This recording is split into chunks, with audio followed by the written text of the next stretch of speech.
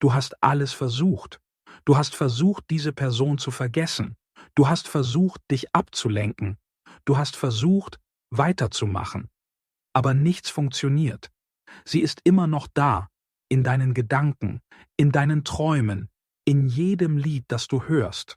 Aber was, wenn das Problem nicht ist, dass du sie nicht vergessen kannst, sondern dass du dich selbst vergessen hast? Carl Jung, einer der größten Psychologen aller Zeiten, entdeckte eine brutale Wahrheit. Emotionale Abhängigkeit ist keine Liebesgeschichte. Es ist die Geschichte, wie du dich selbst verloren hast. Und der Weg zur Heilung beginnt nicht damit, jemand anderen loszulassen, sondern dich selbst wiederzufinden. Stell dir vor, du wachst eines Morgens auf und erkennst, dass die Person, die du zu sein glaubst, nur ein Schatten ist. Ein Schatten, der von der Präsenz eines anderen abhängig ist. Du hast dich so sehr an jemanden gebunden, dass du nicht mehr weißt, wo sie enden und wo du beginnst. Deine Gedanken, deine Gefühle, deine Entscheidungen, alles dreht sich um diese eine Person. Und das Schlimmste daran, du nennst es Liebe. Aber das ist keine Liebe. Es ist Abhängigkeit. Es ist Angst. Es ist der verzweifelte Versuch, eine Leere zu füllen, die niemand anderes füllen kann. Carl Jung erkannte, dass wahre Freiheit nicht darin besteht, von jemandem wegzulaufen, sondern zu dir selbst zurückzukehren. Denk darüber nach. Wenn du jemanden wirklich liebst, willst du, dass diese Person frei ist, dass sie wächst, dass sie ihr volles Potenzial entfaltet, selbst wenn das bedeutet, dass sie sich von dir entfernt. Aber wenn du emotional abhängig bist, willst du, dass diese Person bleibt, egal was passiert. Du brauchst ihre ständige Bestätigung, ihre Aufmerksamkeit, ihre Präsenz, um dich vollständig zu fühlen. Wahre Liebe gibt Freiheit. Abhängigkeit schafft Ketten. Jung verstand, dass wir uns oft an Menschen binden, die Teile unseres Schattens widerspiegeln, die verdrängten, unerkannten Aspekte unserer selbst. Wir projizieren unsere unerfüllten Bedürfnisse, unsere Ängste, unsere Wünsche auf sie. Wir machen sie verantwortlich für unser Glück, unsere Sicherheit, unseren Selbstwert. Und genau hier liegt das Problem. Du hast die Verantwortung für dein emotionales Wohlbefinden an jemand anderen abgegeben. Du hast deine Macht aufgegeben. Frag dich selbst, wenn diese Person morgen verschwinden würde, würdest du dich immer noch vollständig fühlen? Oder würdest du zusammenbrechen wie ein schlecht gebautes Gerüst, das nur dank der Präsenz eines anderen stand? Diese Frage ist unbequem, aber die Wahrheit ist oft unbequem. Emotionale Abhängigkeit entsteht nicht über Nacht. Sie hat tiefe Wurzeln in deiner Psyche, oft zurückreichend bis in deine Kindheit. Jung sprach von dem Mutter- und Vaterkomplex, den unbewussten emotionalen Mustern, die wir aus unseren frühesten Beziehungen entwickeln. Wenn deine Grundbedürfnisse nach Sicherheit, Liebe und Anerkennung in der Kindheit nicht erfüllt wurden, suchst du als Erwachsener verzweifelt nach jemandem, der diese Lücke füllt. Das Problem? Kein erwachsener Mensch kann dir geben, was du als Kind gebraucht hättest. Diese Wunde kann nur von innen heilen. Denk an die Beziehungen, die dich am meisten verletzt haben. Siehst du das Muster? Vielleicht suchst du immer nach jemandem, der unerreichbar ist, weil ein Elternteil emotional abwesend war. Vielleicht tolerierst du Missbrauch, weil du gelernt hast, dass Liebe mit Schmerz verbunden ist. Vielleicht klammerst du dich an Menschen, die dich verlassen, weil du tief im Inneren glaubst, nicht liebenswert zu sein. Diese Muster sind nicht zufällig. Sie sind Wiederholungen, Versuche deiner Psyche, alte Wunden zu heilen, indem sie immer wieder öffnet. Jung nannte dies den Wiederholungszwang, die unbewusste Tendenz, traumatische Situationen zu wiederholen, in der Hoffnung, sie diesmal zu meistern. Aber ohne Bewusstsein führt dieser Kreislauf nur zu mehr Schmerz. Die Wahrheit ist, du bist nicht abhängig von dieser speziellen Person. Du bist abhängig von dem Gefühl, das sie in dir auslöst. Einem Gefühl, das mit deinen tiefsten Wunden und unerfüllten Bedürfnissen verbunden ist. Emotionale Abhängigkeit hat einen hohen Preis. Sie kostet dich nicht nur deine Freiheit, sondern auch deine Identität. Wenn du dein Selbstwertgefühl, deine Freude, deinen Lebenssinn von jemand anderem abhängig machst, verlierst du langsam den Kontakt zu dir selbst. Du beginnst, deine eigenen Bedürfnisse zu ignorieren, deine Grenzen zu überschreiten, deine Werte zu kompromittieren, alles um die Verbindung aufrechtzuerhalten. Du wirst zu einem Schatten deiner selbst, einer blassen Reflexion dessen, was der andere von dir erwartet oder braucht. Deine Gedanken kreisen ständig um diese Person. Was denkt sie über mich? Ist sie glücklich mit mir? Wird sie mich verlassen? Diese ständige Angst, diese Unsicherheit, dieser Mangel an innerer Stabilität, das ist der wahre Preis der Abhängigkeit. Du lebst nicht mehr dein eigenes Leben. Du lebst in Reaktion auf jemand anderen. Und das Paradoxe daran?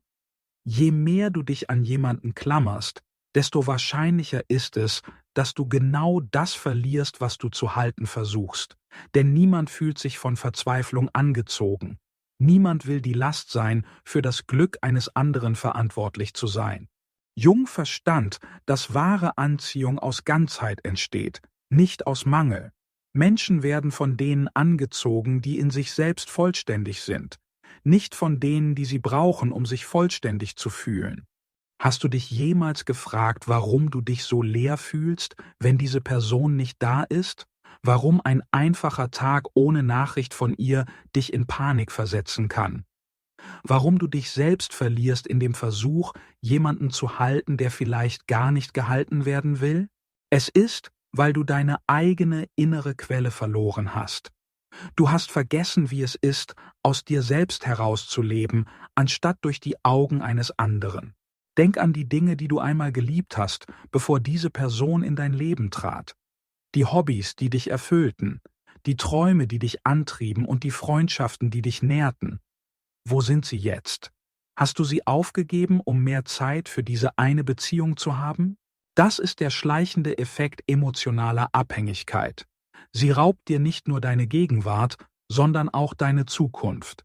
Sie lässt dich in einem Wartezustand leben, wartend auf Bestätigung, wartend darauf, dass jemand anderes dich vollständig macht. Aber niemand anderes kann dich vollständig machen. Niemand kann die Leere in dir füllen. Diese Arbeit musst du selbst tun.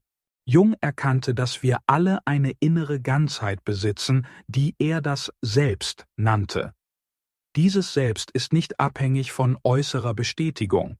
Es ist nicht zerbrechlich oder bedingt. Es ist dein wahres Wesen, jenseits aller Masken und Rollen, die du spielst. Wenn du emotional abhängig bist, hast du den Kontakt zu diesem Selbst verloren. Du hast deine innere Autorität an jemand anderen abgegeben. Und hier liegt die tiefste Ironie. Je mehr du versuchst, dich durch jemand anderen zu definieren, desto weniger attraktiv wirst du für diese Person. Denn tief im Inneren sehnen wir uns alle nach jemandem, der stark ist und ein eigenes Leben hat. Es ist ein Teufelskreis. Je mehr du brauchst, desto weniger bekommst du. Je mehr du klammerst, desto mehr entgleitet dir die andere Person. Aber es gibt einen Ausweg. Und er beginnt mit einer einfachen, aber tiefgreifenden Erkenntnis. Du bist nicht deine emotionale Abhängigkeit. Du bist nicht deine Sehnsucht und Schmerz. Du bist viel mehr als das. Du bist ein vollständiges Wesen mit eigenen Träumen, eigenen Stärken, eigener innerer Weisheit. Du hast alles in dir, was du brauchst, um glücklich zu sein. Du hast nur vergessen, wie man darauf zugreift. Jung nannte diesen Prozess der Selbstentdeckung Individuation, die Reise, dein wahres Selbst zu finden und zu integrieren. Es ist der Weg, all die Teile von dir zurückzufordern, die du aufgegeben oder verleugnet hast, um geliebt zu werden. Dieser Weg ist nicht einfach. Er erfordert Mut und die Bereitschaft, dem Schmerz ins Auge zu sehen, anstatt vor ihm wegzulaufen.